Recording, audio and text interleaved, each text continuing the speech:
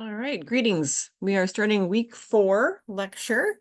And I wanted to start with looking at kind of the next couple of weeks here. We are on week 4 right now, which we'll be discussing carbohydrates this week, as you can see. And if you're looking for this file, it is the syllabus, which is located on Blackboard, so you should be able to pull that up at any point. Last week, we assigned the Global Awareness Project. And that is where you're going to either make a recipe or go to a restaurant or get takeout from a restaurant to consume a cuisine that you have not had before. So if you've had Mexican food before, which, probably most people who live here have, that would not count. However, if you've never had like sushi or, teppanyaki from a Japanese steakhouse, any of those would be appropriate. This past week, was when you should have submitted your ideas for where you would like to go. The project itself is not due until the week of September 30th through October 6th. So that'll be week 6. So in 2 more weeks, it gives you a couple of weeks, hopefully, to be able to do the actual activity. And I will put the assignment where you can it'll be a discussion board. I'll have you upload your assignment to that particular discussion board by October 6th. So it will be in the week 6 folder when that opens up. So if you've done it already, you can just hang on to that and submit it later.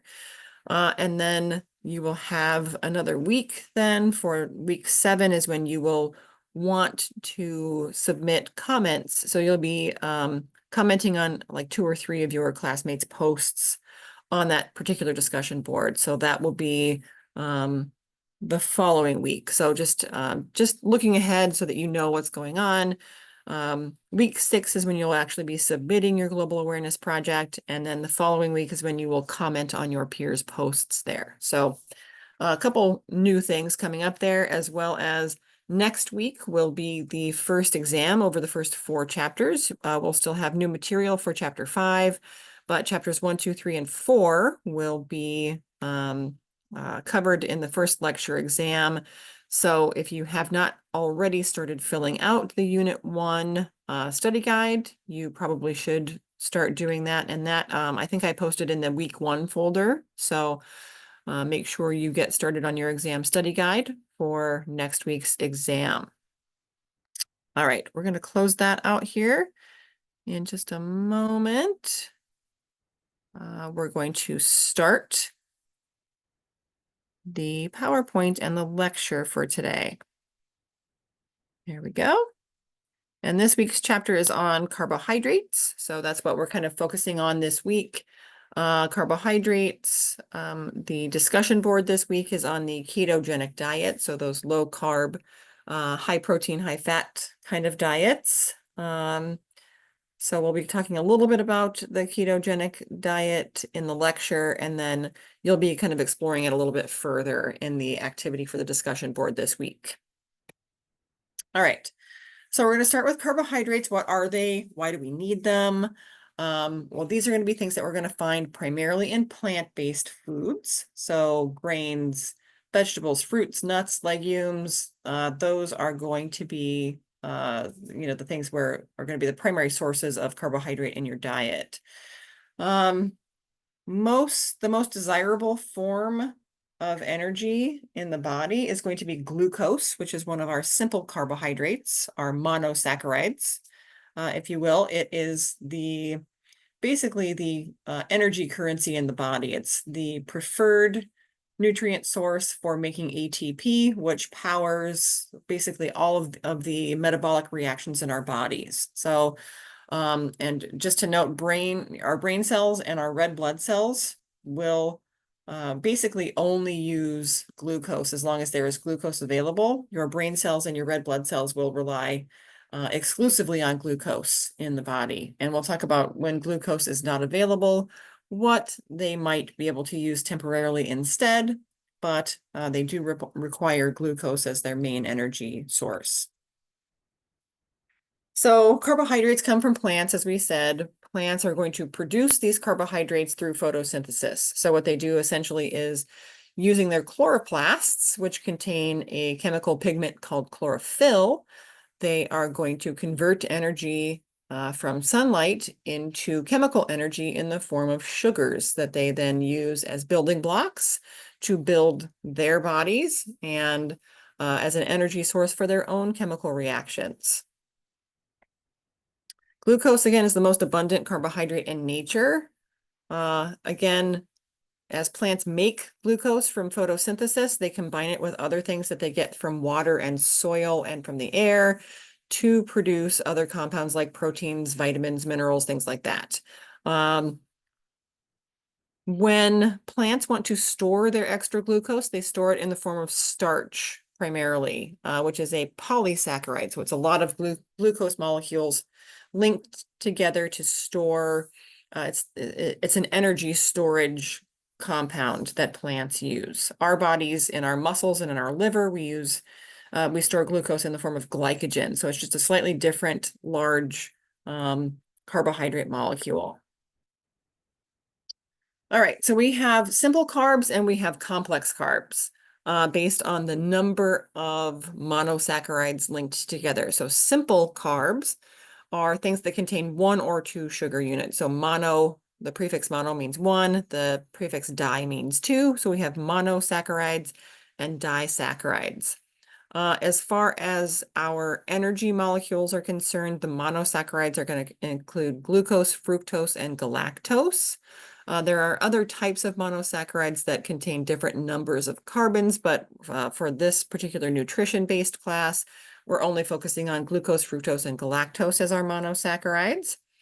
And then if we put two monosaccharides together with a chemical bond, then we have a disaccharide. So three major disaccharides, maltose is glucose and glucose. So two glucoses linked together. Sucrose, which is the sugar that we have, table sugar, is a glucose and a fructose linked together. And then lactose, the sugar in dairy, the disaccharide in dairy, is a glucose and a galactose. And then our complex carbs, again, we call them polysaccharides. So they're going to be long chains or branching molecules of usually just glucose linked together. So three big complex carbs are starch, fiber, and glycogen. As I said, starch is the form that plants use to store their extra glucose for energy purposes. And then starch can be one of two things. It could be amylose, which is one long straight chain of glucose, or amylopectin, which is basically a chain of glucose, but it branches instead of being one long chain. Both of those are types of starch. Okay, so here's just sort of a picture representation of all of those things that we've just covered there. All right, so fiber is also a form of carbohydrate. It is a polysaccharide, and it says non-digestible, so non-digestible by humans. We don't have enzymes that can break the particular chemical bonds between the monosaccharides that form fiber. So fiber includes stuff like cellulose, which is the major component of plant cell walls, hemicellulose, lignins, gums, and pectin. We just don't have enzymes that can break down the links in between those because we can't absorb, our bodies can't absorb a polysaccharide. It can't absorb a complex carbohydrate. We can only absorb individual monosaccharides. So in order for us to be able to absorb starch, for example, we have to have an enzyme that comes in and breaks down the starch into the individual glucose molecules so that we can absorb the glucose. So the bonds that we use in cellulose and all of these other types of fiber are enzymes that we make in our body can't break those bonds. So they are non-digestible. All right, so dietary fiber would be fiber that we naturally find in food when we're eating plant-based foods. There will be natural dietary fiber in them. Some foods will add what we call functional fiber, which is added fiber for a benefit. So breakfast cereals often add a little bit of psyllium to them for a little added effect. So when you're looking at a food label, you might see like total fiber. Total fiber is equal to the dietary fiber plus the added fiber, the functional fiber that's been added to it to beef up the effect of that fiber in the food. And we'll talk about what fiber does in food a little bit later, because we obviously don't use it for energy, but it is important in our diet. Fiber also, we classify it based on whether it is soluble in water, whether it dissolves in water, or whether it is insoluble in water. So soluble fiber is dissolves in water, but it does not get absorbed still. So we still can't use it inside of our bodies for nutrition. It remains in the digestive tract. It's just dissolved in the water in the digestive tract, and then it moves on to the large intestine, where the bacteria then can break it down. So it's fermented by intestinal bacteria. It moves things more slowly through the digestive tract, and it makes water like thicker. It kind of thickens or makes it more viscous. So pectin in fruit, if you've ever made jam, like with berries, they have a lot of pectin in them. When you cook them, you add a little bit of sugar to them. The longer it cooks, the thicker it gets, because the pectin is a natural thickener, kind of thickening agent. It makes it more gel-like, more viscous. So yeah, pectins in fruit and vegetables, beta-glucan in oats and barley, and then gums in legumes. So legumes are things like beans, kidney beans, lima beans, those kind of beans, and then psyllium fiber as well. Insoluble fiber doesn't like water. It does not mix with water. So that's stuff like cellulose, hemicellulose, and our lignins. They move more rapidly through the GI tract and have more of a laxative effect. So bran, oat bran is something, part of a whole grain. The bran of the grain, seeds, fruits, and vegetables, that stuff will help keep your bowel movements more regular by bulking up the feces and making things move more quickly through the GI tract.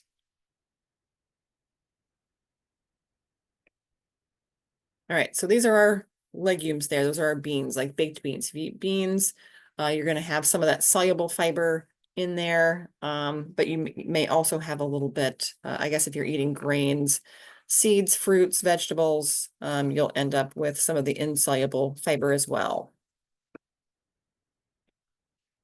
Okay, and then like I said, in our bodies, in animal bodies, particularly in the muscle and in the liver, we store a lot of glucose because our muscles, our skeletal muscles especially, are kind of constantly working, constantly contracting, so they kind of need their own energy store, their own like excess glucose to be able to power their activities. But our liver also stores our carbohydrates in the form of glycogen. And what the liver will do is when we need more sugar in the blood, when our blood sugar drops, it will break down the glycogen and it will release it into the bloodstream so that the rest of our cells can use it. So glycogen is a highly branched big molecule of just a bunch of glucoses hooked together. Glycogen stored in the animal breaks down when the animal dies. So, the carbohydrates in meat, for example, if we're eating animal flesh, we're eating animal muscle, we're not getting carbohydrate from that because the glycogen has already broken down when the animal died. So as long as you're not eating, living, living flesh, raw living flesh, there wouldn't be any carbohydrate available really in that, mostly protein. As far as digestion of carbohydrates, it actually starts in your mouth. Our saliva contains enzymes that help begin to break down carbohydrates. So they break down amylose and amylopectin. So starch basically will begin to be broken down in our mouth. The enzyme that does that is called salivary amylase. In the small intestine, we are going to continue that process. So the stomach really doesn't have any enzymes that it releases that break down carbohydrates. It focuses more on protein digestion in the stomach. but the small intestine releases pancreatic amylase from our pancreas into the small intestine, and that breaks down the remaining starch into maltose, and then so maltose, remember, is one of our disaccharides. It's two glucose molecules hooked together. And then the maltose is broken down into individual glucose molecules and then absorbed through the small intestine into the blood. Fiber, as we said, does not get absorbed. It doesn't get broken down. So it moves on to the large intestine, where that soluble type of it is going to be metabolized by the bacteria in the large intestine. The rest of it will be eliminated in the stool. All right, going on to lactose, we're going to talk a little bit about lactose malabsorption and lactose intolerance. That's something that a lot of adults have, is an inability really to break down lactose. Lactose, again, is the principal carbohydrate found in dairy products, so milk and ice cream and cheese and stuff like that. We, as a species, like most mammals, are kind of evolutionarily become lactose intolerant as adults because we drank milk as infants and we needed the ability to break down the lactose in our mother's milk, the breast milk that we consumed as infants. But as we age, kind of biologically, most species make less lactase enzyme to break down lactose because from an evolutionary standpoint, most of our species didn't really consume milk after infancy, after childhood. We started consuming other products and didn't really consume dairy products or milk from other species at that point. So, yeah, so a lot of people, a lot of cultures who didn't rely on dairy products as adults or milk from other species as adults kind of naturally become lactose intolerant as we age. So a lot of humans are lactose intolerant. A lot of adult humans are lactose intolerant. And that's due to the fact that we kind of make less or no lactase enzyme and then cannot digest lactose. If we don't break down lactose into its two component monosaccharides, we can't absorb it. If we don't absorb it, then it moves on to our large intestine where the bacteria have a heyday breaking it down and consuming it. And when they consume it, they make a lot of gas, gas, and it sort of has a laxative effect, so causing diarrhea and bloating and a lot of gas. And that's because we can't digest the lactose, but our gut bacteria can, and they do. And in doing so, they make everything quite uncomfortable for us. So there's a couple of different problems then. If we have a deficiency of the lactase enzyme, we don't digest lactose properly. There's lactose malabsorption, which is a natural part of aging. Again, we kind of make less and less lactase enzyme as we get older, kind of naturally. But if we have lactose malabsorption, that's okay. We might get a little gassy and stuff after consuming dairy products, but we can still consume dairy products and shouldn't eliminate it from your diet. But if you have lactose intolerance, that's where lactose malabsorption results in nausea, cramping, bloating, diarrhea, flatulence, all of that within 2 hours of consuming any kind of lactose containing product, any kind of, cow's milk, dairy kind of product. And those people want to limit their lactose consumption, or they want to, if they're going to consume dairy containing products, they may want to take a powdered or a pill form of the lactase enzyme that will help them with that digestive process and prevent all of those nasty side effects, or at least most of them.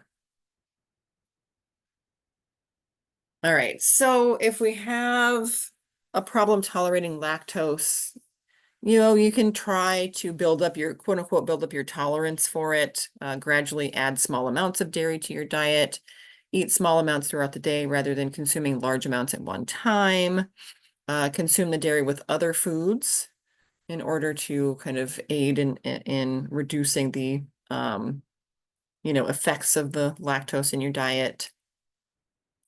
Try the lactose-free dairy products, the Lactaid milk or the Lactaid ice cream or whatever, or dairy-free cheeses, like vegan cheeses and stuff, that would potentially help with that. Or as I said, just take the lactase pill when you're going to consume lactose in your diet. So you're going to have pizza, you're going to have deep dish pizza. You're in Chicago, you want deep dish pizza just like everybody else.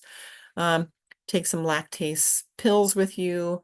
Like I said, it's just a powdered version of the enzyme. It hits your gut and becomes activated and helps to break down the lactose so that you don't have to let your gut bacteria do that for you. All right, so moving on to how our body uses carbohydrates. Well, primarily, again, glucose is used for energy in the body.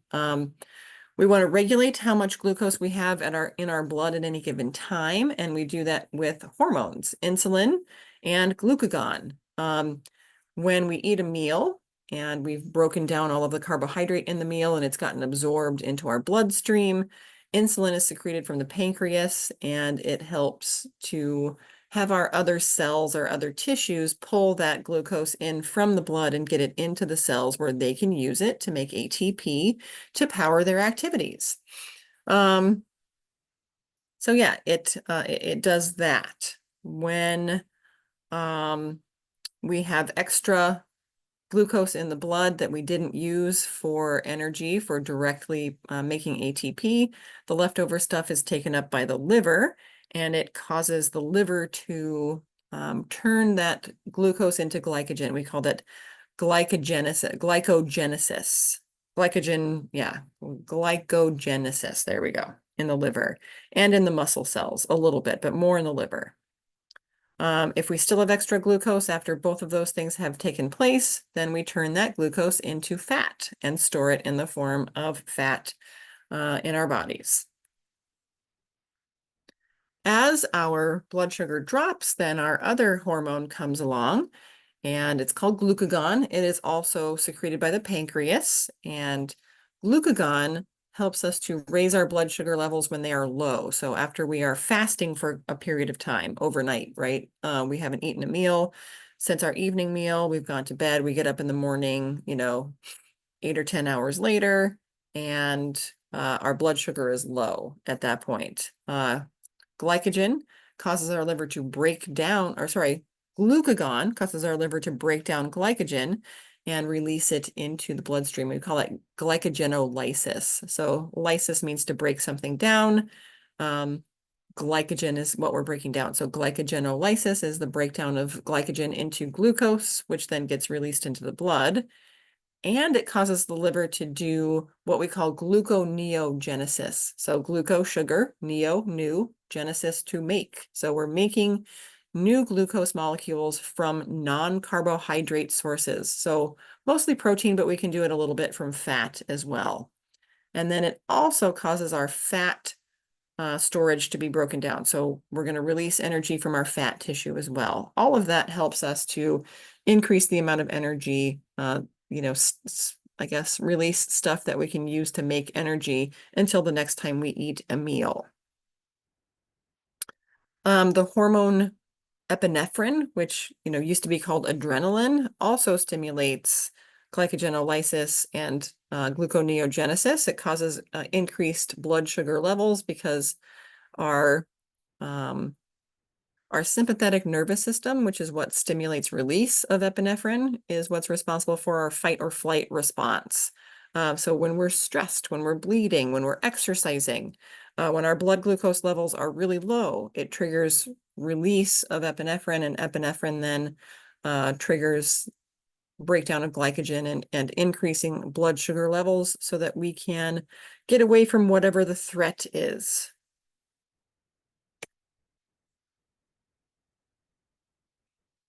All right, so we have limited amounts of glycogen in the liver. If we are fasting for about 18 hours, we will have then gone through all of the glycogen that we have in the liver. There won't be any more glycogen. So without glycogen, our blood sugar levels are dropping. And without glucose, fat can't be fully broken down. We actually need glucose to break down fat. So without any glucose, or with very, very limited glucose available in the body, we can't fully break down fat, And when we can't fully break down fat, it leads to the release of acidic ketone bodies into the blood. And that's something called ketosis. Elevated ketones after fasting for about 2 days, we go into ketosis. So we're going to start breaking down protein instead. So protein from our muscle and our organs is broken down to make glucose. And the brain will switch because there's not adequate glucose available. The brain switches to using the ketone bodies for fuel to try to help spare the protein in the rest of our bodies, those protein-rich tissues, because we need protein in our bodies, not just in our skeletal muscle, but in our organs, you know, not just in muscle, but proteins also serve many, many, many functions in the body. So we want to try to conserve protein. If fasting continues for the long term, so we continue not to eat, then protein reserves are depleted and death occurs. So that's kind of sort of what happens without consuming carbohydrates and without consuming any fuel for multiple days at a time. As I said, our discussion board activity this week is dealing with the ketogenic diet. So when we intentionally push our bodies into ketosis, what sort of happens? What are the benefits of that, and what are the risks involved with those ketogenic diets? All right, so how much carbohydrate do we need, and where is the best place to get carbohydrates? Because we just talked about lots of different types of carbohydrates, simple carbs, complex carbs. What's the best source of those, and how much should we be eating a day? So the daily recommended intake of carbohydrates, the DRI for that is 130 grams just for your brain function. So just to keep your brain happy and functioning, at least 130 grams per day of carbohydrates. But not all carbs are made equal, right? We want to consume diets with low amounts of simple carbs. We don't want a lot of just like plain sugar in our diet. We want to get more of our carbohydrates in complex carbohydrate form, so that in the form of starch, in the form of foods that contain fiber and other complex carbohydrates. And we want to get our carbohydrates from sources that are nutrient dense. So we're getting lots of those good vitamins and minerals and phytochemicals and stuff that are good for us, good for our health in other ways. So we want carbohydrates from a variety of nutrient dense, low saturated fat foods. All right. So whole grains are a great way of meeting starch and fiber needs. So selecting whole grain breads, whole grain cereals that have at least 2 to 3 grams of total fiber per serving. That's a great source of carbohydrates. You're getting your carbs there, but you're also getting the fiber that is good for your GI tract and your gut and your cholesterol levels and all of that kind of stuff. Whole fruits and veggies provide sugar, starch, and fiber. Legumes, nuts, seeds are a great source of carbohydrates and fiber. Nuts will have good sources of unsaturated fat, so not saturated fat, which is a good source of fat to consume in the diet. And then low fat or fat-free dairy products will provide some simple sugars, but you're also getting, calcium and other good nutrients from those low fat or fat-free dairy products as well. If you're choosing prepackaged foods, you want to be careful with that because they're probably good sources of carbohydrate, but they also will likely have a lot of added sugar, added fat, a lot of extra calories. So when we're consuming our carbohydrates, we want to get them from, primarily whole grain foods, and fruits and veggies would be kind of the best place to get your carbohydrates, as well as low fat or fat-free dairy. But eating prepackaged foods, again, has the risk of having a lot of added extra stuff in it. So here's a look at good sources of carbohydrates. Again, just to power your brain, you need 130 grams. It's recommended that you get 225 to 325 total grams of carb per day, or roughly 45 to 65% of your total calories.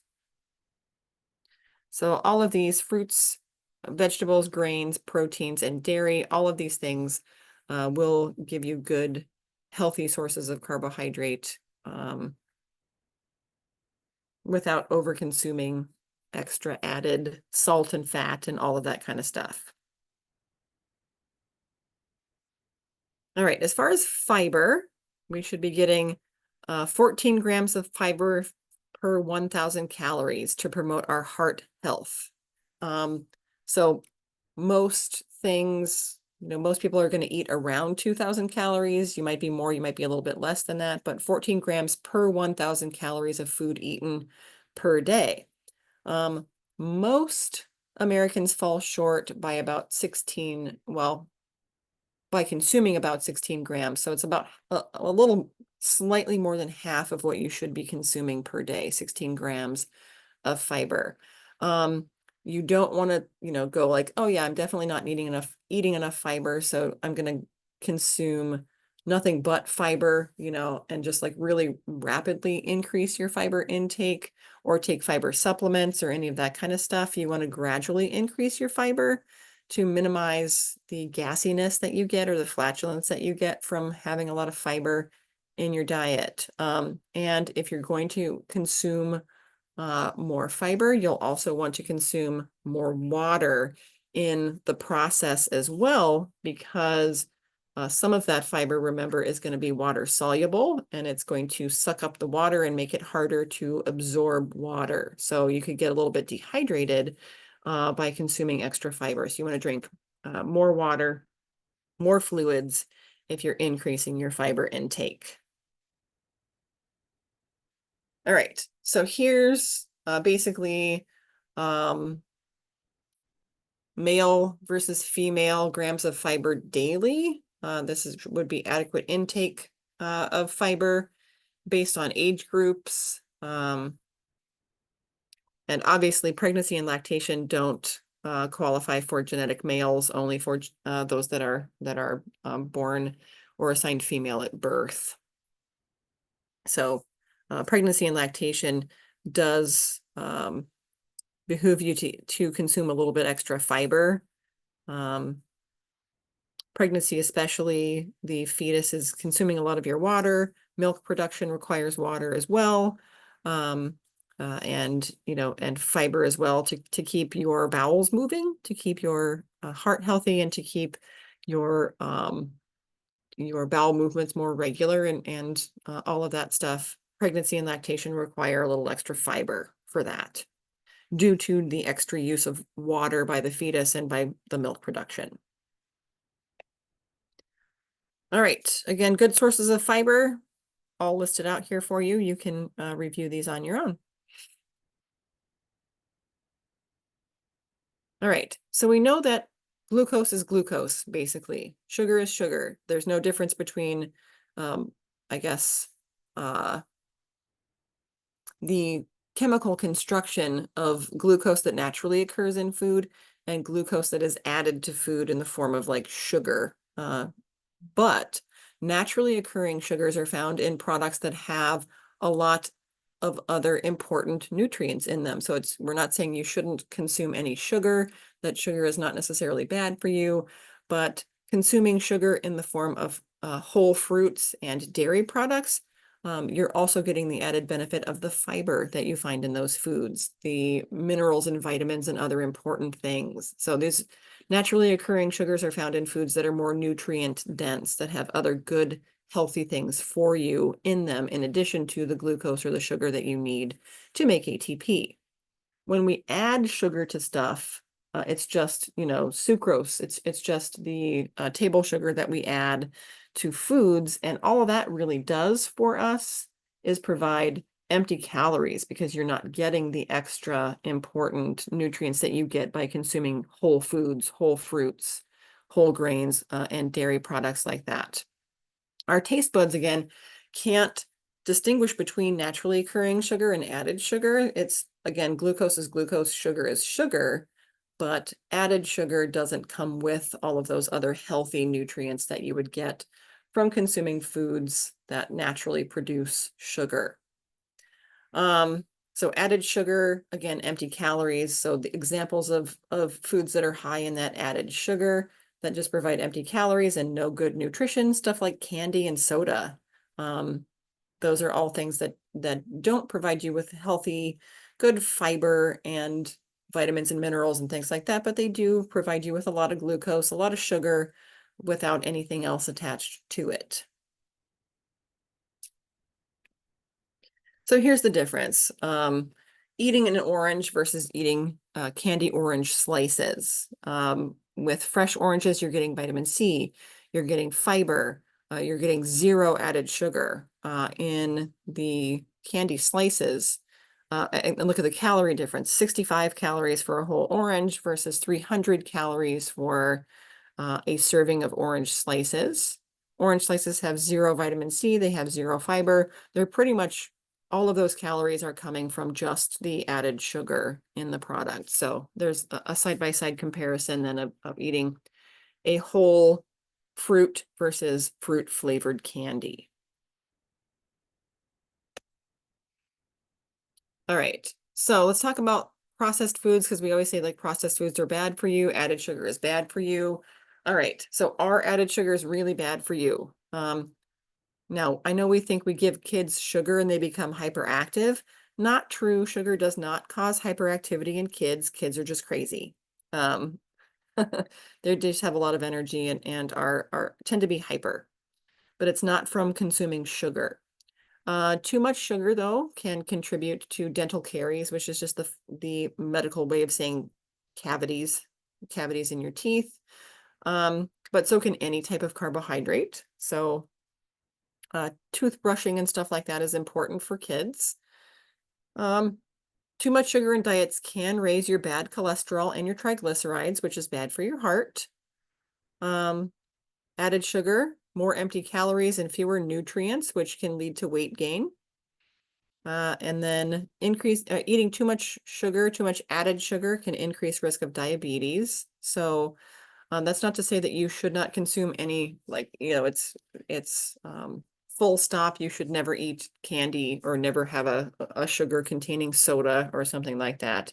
But we do want to be aware of not over consuming those things. So moderation, balance, and staying within your daily calorie goal is kind of the important part. So if you don't want to be gaining too much weight, you want to make sure calories in are at least equal to calories out. So exercise helps to burn off the calories that you eat. And then, maybe you have ice cream like once a week. You go out and have ice cream, or you have dessert once a week. You don't have to have the added sugar, the extra sugar every day in your diet, but maybe like once a week is not a big deal. So just trying to stay within your calorie range, your healthy calorie range, and consuming added sugar in moderation. That will make sure that you're eating your other important healthy nutrients and stuff more often than you're consuming just excess sugar. So where do we find the sugar? Because on our food labels, it doesn't just say sugar on it in terms of the list of ingredients. So sugar comes under a bunch of different names on a food label. And honey versus, high fructose corn syrup versus regular table sugar. Nutritionally, there's no difference really between honey and other sugary types of things. Honey is more natural. Yes, it's made by bees. It's a natural sugar, but it still is just, basically a sugar, a really highly sugary food. So, and then honey also should never be given to children under 1 year of age because they could potentially get botulism from it. There might be Clostridium botulinum spores, in the honey. So you want to make sure you only give that to kids over 1 year of age when their immune systems are more effective at fighting off that type of bacterium. High fructose corn syrup, again, is less expensive than table sugar and replaced a lot of the sweeteners. And sugars in soft drinks, in sodas and things like that. But again, our bodies really don't distinguish. High fructose corn syrup is only really bad for you just because it's a lot of extra sugar. It's a lot of empty calories and empty sugar. But when we're looking at a nutrition facts panel and we're looking at the ingredients list, again, it doesn't just say sugar. It doesn't just give you the total sugar. So like ingredients on a nutrition label are listed in order of their abundance by volume, right? So when we're looking at this granola bar, it tells you how much sugar is in there. It tells you the total sugars, 7 grams. It also has 10 grams of added sugar, which is a lot for one granola bar, for one snack. But where's the sugar? Where does the sugar come from? Well, it starts with granola, which has sugar in it, added to it. But you can see all the circled ones down here. Molasses is also a sugary substance. Corn syrup, sugar down here, sugar in the chocolate chips, sugar and corn syrup, and high fructose corn syrup, and fructose and molasses, right? So sugar is listed out in, 10 different spots on this particular food label. So it's not just, one, I guess if they list it out that way, if they break down the individual sources of sugar, they don't have to list sugar as the very first ingredient on the ingredients list. Because remember, ingredients are listed by volume, by their abundance in the food. So granola is listed first on this granola bar, but if we put all the sources of sugar together, that probably would bump sugar up to like the number one ingredient above all of the rest of the ingredients in these granola bars.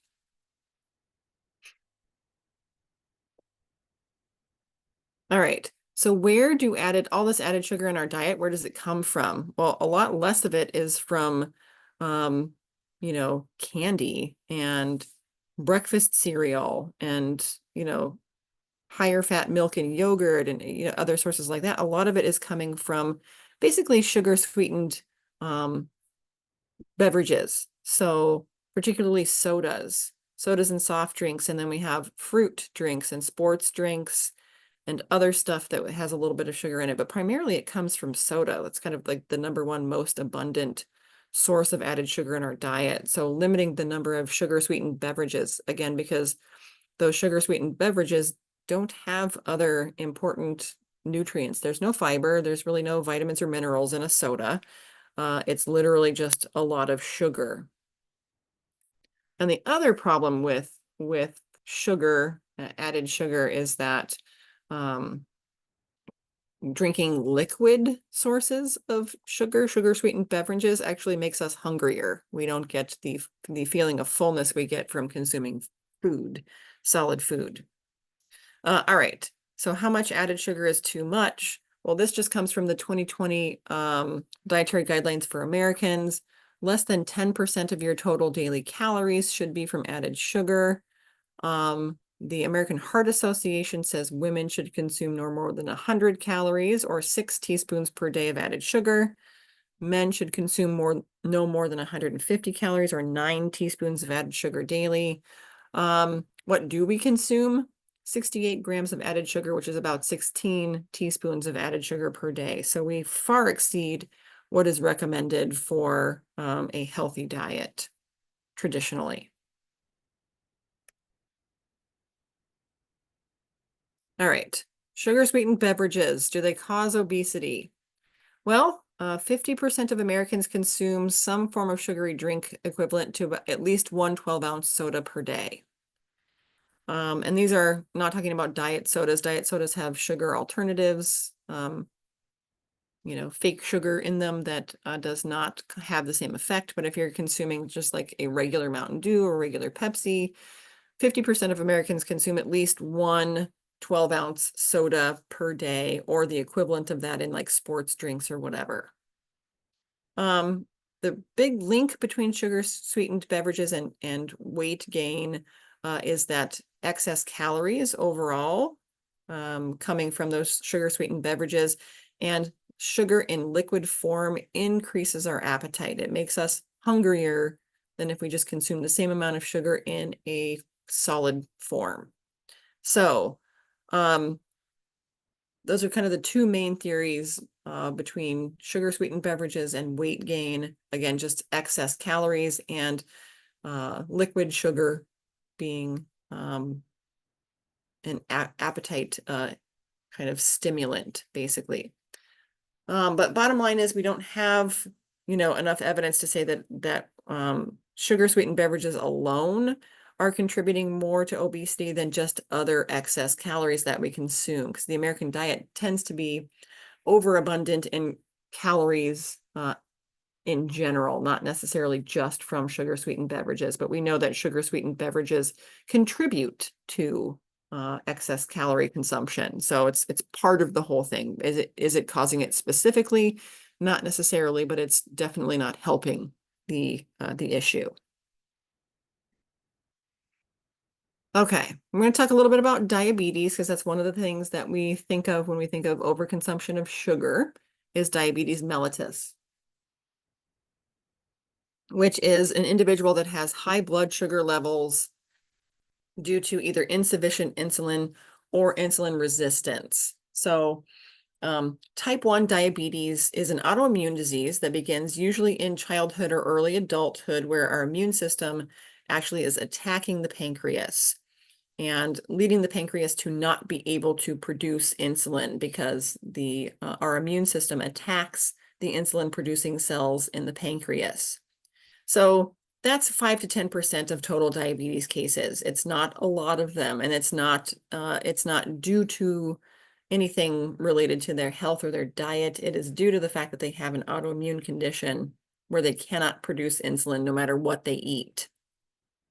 Type 2 diabetes is usually due to insulin resistance, and that is because glucose can't enter cells because the cells don't respond to the insulin. So someone who has a particularly poor diet where their blood sugar levels are constantly high, the tissues in our bodies then just kind of stop ignoring or just start ignoring insulin, because insulin should trigger those tissues to take in the extra sugar. But when there's so much extra sugar, and there's always high insulin levels in the blood, the cells just go like, I can't do anymore. I'm just going to ignore the fact that you're there. I'm not listening anymore. So the body can make insulin, but the cells stop listening to it because insulin levels and blood sugar levels are constantly chronically high. So then the cells can't take in the glucose, and that causes ketone bodies to build up because, again, the cells, even though there's ample sugar in the blood, the cells can't take up the sugar. So instead, we're burning protein and we're burning fat and we're producing ketone bodies, and that can cause what we call diabetic ketoacidosis. And if that is not treated, it leads to coma and death.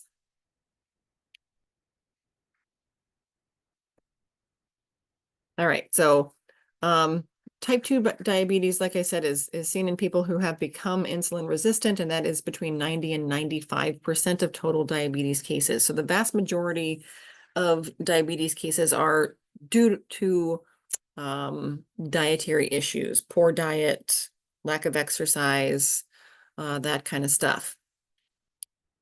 So cells are resistant to insulin initially, and then eventually insulin producing cells are exhausted, and medication or insulin is required. So this typically is people 45 and older are at higher risk for or at high risk for diabetes, should be tested for type 2 diabetes. Yeah. We used to call type 1 diabetes juvenile diabetes and type 2 diabetes adult onset diabetes, but kids, as young as age 2 have been diagnosed with insulin resistant type 2 diabetes, again, due to obesity and poor diet and all of that kind of stuff. So it can happen to anybody, but if you're 45 or older, or at a particularly high risk for diabetes, you should be tested. What are the kind of common signs or symptoms of diabetes? being really, really thirsty, drinking tons and tons of water, peeing a ton. So we call it polydipsia, being really thirsty, polyphagia, eating too much food, and polyuria, peeing a lot. So if you're having any of those particular symptoms, or like fatigue or just feeling really, really poor, you may want to have your blood sugar tested. What we call pre-diabetes is a precursor to type 2 diabetes, or possibly a precursor to type 2 diabetes. It's where we have slightly increased or slightly higher levels of glucose in the blood, but not high enough to be classified as straight up diabetes.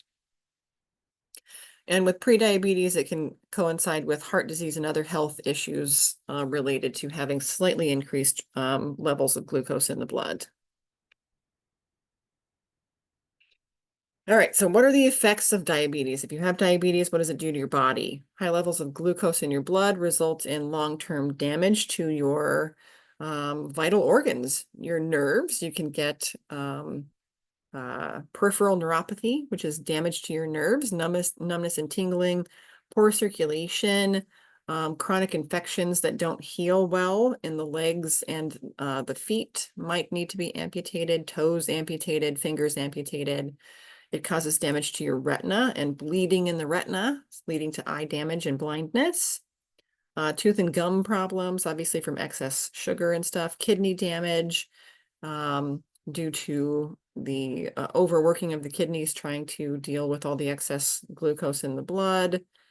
Increased risk of heart disease and diabetic ketoacidosis, which we said can potentially lead to coma and death.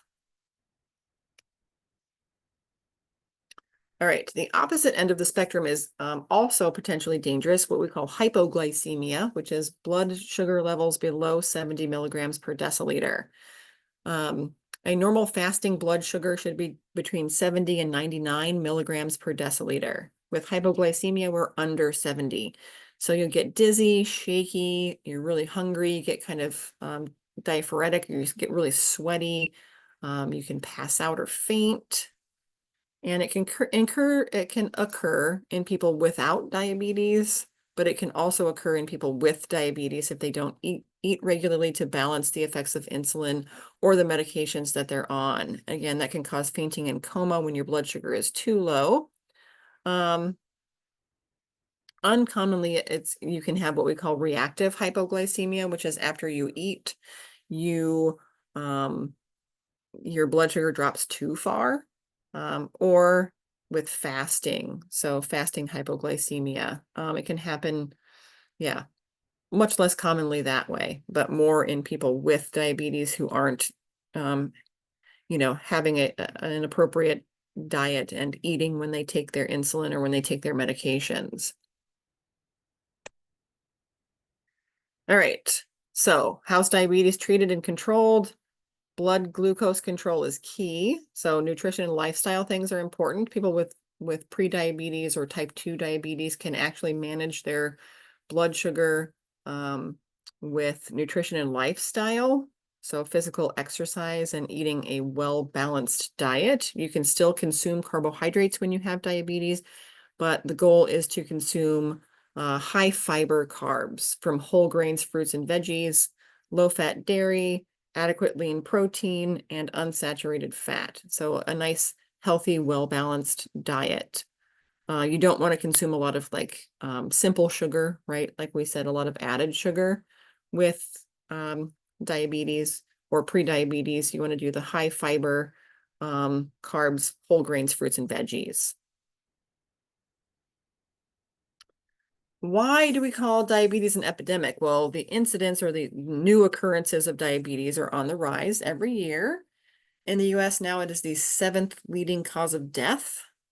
We have had more than double the amount of cases in adults in the US since 1980.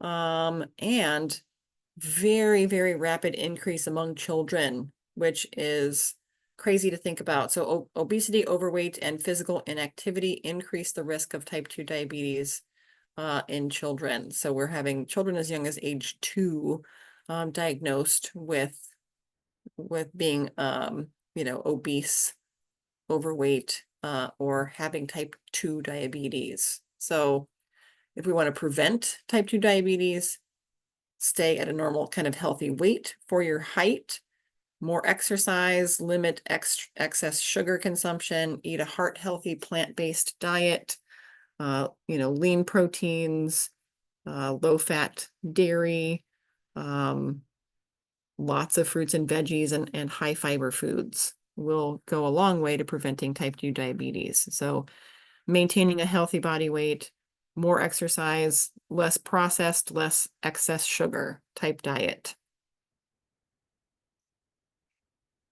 All right, now we're going to look a little bit at sugar substitutes, which are things that taste sweet, but contribute at least fewer calories or 0 calories.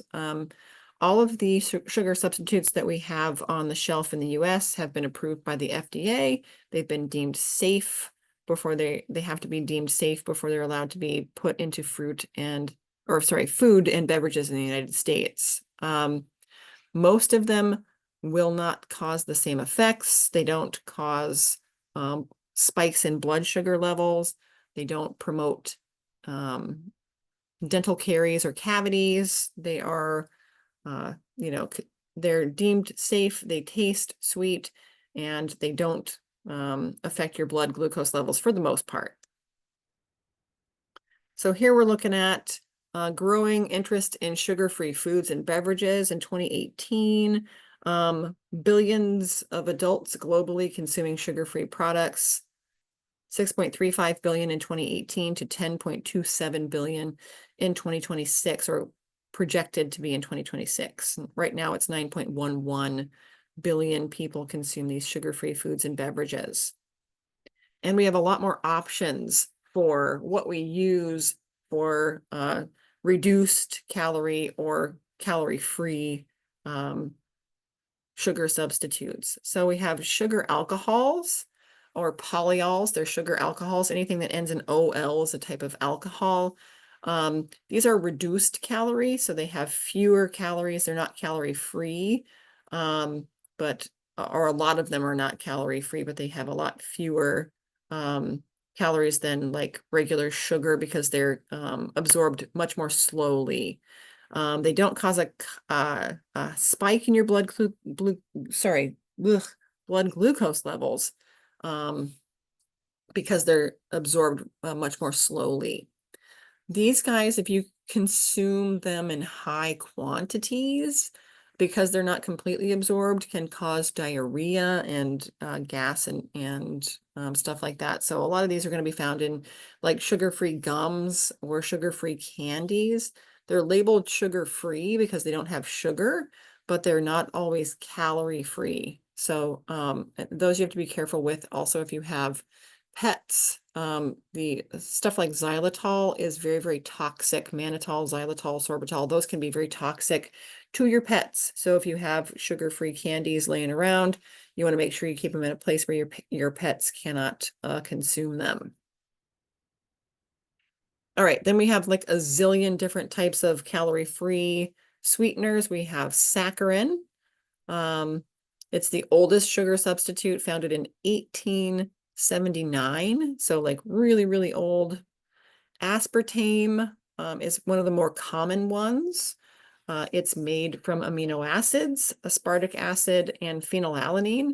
There are people who have a genetic disorder called PKU or phenylketonuria, where they cannot metabolize phenylalanine. So if you have PKU, you cannot consume anything with aspartame in it because it can cause it builds up in the brain and it causes damage to the body and can potentially lead to death. But as long as you follow a PKU diet, then you're fine. It doesn't actually have any effect on your health or longevity.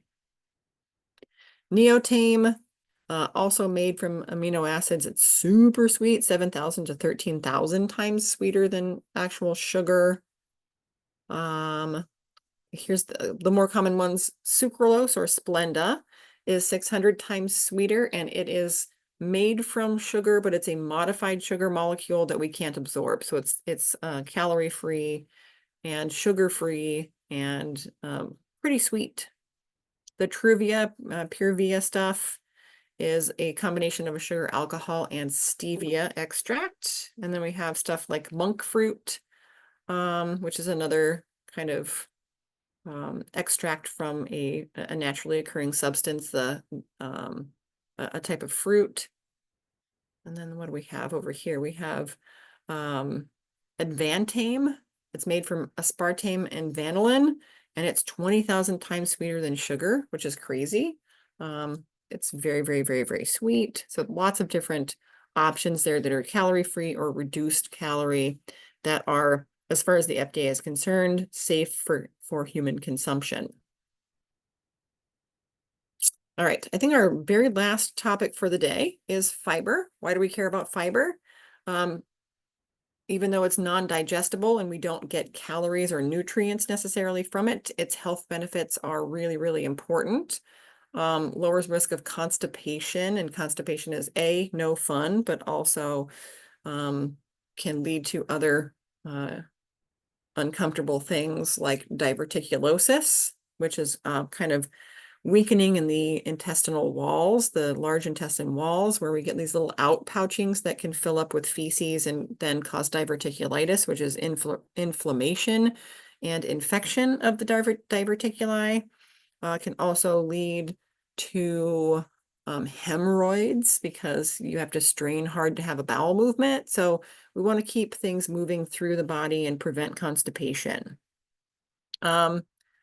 Obesity, it lowers risk of obesity by adding to satiation, so making us feel full for a longer period of time. Lowers our risk of heart disease. Soluble fiber lowers elevated blood cholesterol levels, which lowers our risk of heart disease. Different types of cancer, most obvious is colorectal cancer. If you eat a high fiber, low fat diet, you lower your risk of colorectal cancer significantly. And then lowers diabetes risk by slowing digestion and absorption of glucose. Now, again, too much of a good thing is not necessarily great. So too much fiber can lead to health problems like diarrhea, flatulence, and bloating, which is why we recommend that you slowly increase your fiber intake and also add water to prevent dehydration. All right. Sources of our viscous fiber or our water-soluble fiber, our viscous fiber is our insoluble fiber. So apples, barley, beans, citrus, and oats. Sources of fermentable fiber, the soluble fiber that our gut bacteria will break down, fruit, legumes, and other vegetables, and whole grains. So getting good sources of fiber from both categories are very important to our overall health. All right, we talked about diverticuli. Again, diverticuli are increased pressure in the colon, causing these weak spots to bulge out. Diverticula, and when those get kind of feces stuck in them, they can get infected and cause diverticulitis, which leads to stomach pain, fever, nausea, vomiting, cramping, and chills. So if we want to prevent diverticuli from forming in the first place, we want to have a good high fiber, low fat diet, which also decreases our risk of colorectal cancer. And that is what the diverticuli look like, what a diverticula looks like. The outpouchings, again, of the colon, where feces and bacteria can get stuck and cause infection.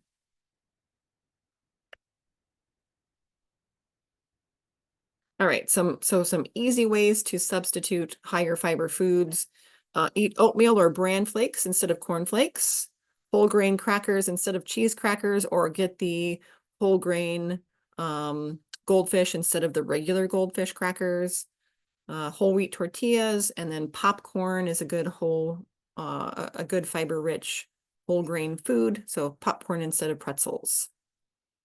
All right, and that ends the lecture for the day.